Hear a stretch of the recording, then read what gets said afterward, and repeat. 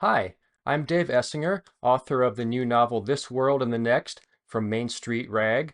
And if you're like me and you grew up in elementary school doing fallout drills under the cafeteria table in case of nuclear attack, you may have been wondering since then, how is the world going to end anyway?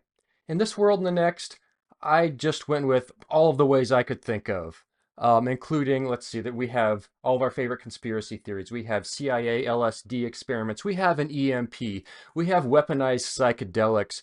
We have the global seed bank and HARP arrays in Svalbard. Yeah, we do. We get into what's really under Wright Pat Air Force Base in maybe Dayton, Ohio, right? So I'm going to read a short segment here. That's that's kind of an interlude where we pull away and see some of our characters kind of from above for a few minutes. So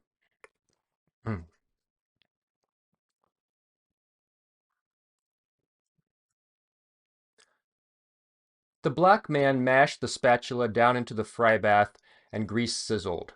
Droplets popped in a fine spray up over his ungloved hand, and he tightened one eye but maintained pressure on the spatula before fishing out a glistening disk of meat, turning it and pushing it back down. Behind him, a skinny white kid levered a screwdriver savagely into the diner's cash register until something metal gave and the till sprang out with a splatter of change. He dug his hands into the sheaves of paper money. Man, why you even do that? All that paper ain't shit. I liked looking at how much people left. He let the bills leaf through his fingers. Anybody check the back yet? Besides the cooler? Nope, the black man replied. A girl sat at the edge of a booth, hiking boots stretched into the aisle. Could be bottled waters, she said, or unopened pop. The boy went to look, and the girl looked out the window until he came back with 2 cans of soda. He placed them wordlessly on the table for her to choose. A Diet Cola and a root beer. Root beer's better warm, she murmured, and he waited stiffly until she took it, and then folded himself into the booth across from her. The bell over the front door tinkled, and the high stink of kerosene preceded 2 men inside, overpowering the odor of frying meat. The black man who entered took a stool at the counter, watching the man at the fryer. The other, white with sandy hair and pale eyes, dropped a long greasy canvas bag on the floor with a metal clunk. He shucked off an army coat and shook out his hands, as if to rid them of the kerosene smell. Now that's done, he said. Another church? The boy asked, not turning from the booth where he and the girl sat passing the cans back and forth, swishing and tasting. Does it bother you? The man asked back. Would it be different if we were finding them all at Starbucks? If everybody had gone to the movies or their local library? Whatever. I don't see us checking those. The man in the door went on. It's the part of the brain affected, he said. A majority of subjects relate the transcendental experience to organized religion. The anomalies, in porn stores or donut shops? He slid off his glasses and rubbed at them with his shirt, which was also greasy. He squinted through the lens and put them back on, still smudged. Those could be observationally interesting, but we can't clean out everywhere. It's about optimum effect and efficiency. The girl twiddled the paper from a straw.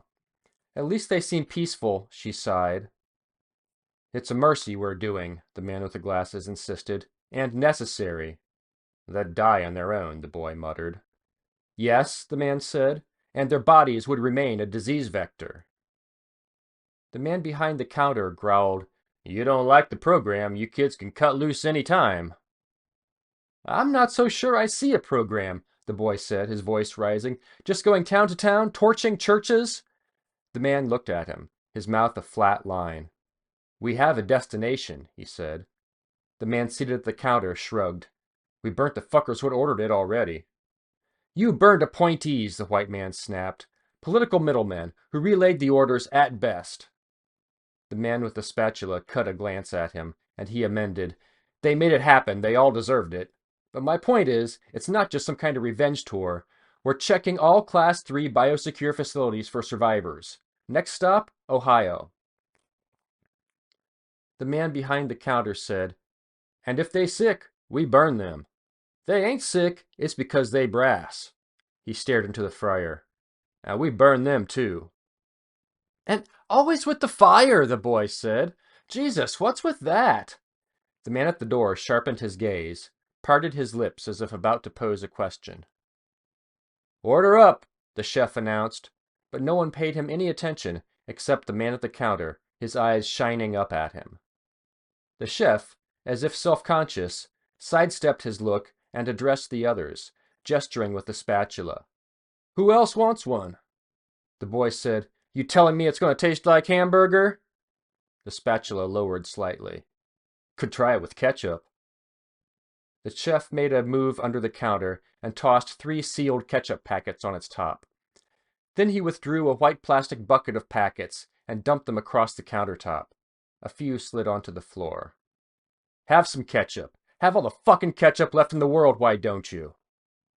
The girl touched the boy's arm. The chef pointed the spatula at the man at the door. A drop of grease arced from its tip. "You?" "Do you have any orange clean?" the pale man asked, holding his hands away from him. "I can't wash this off with anything." "Thank you."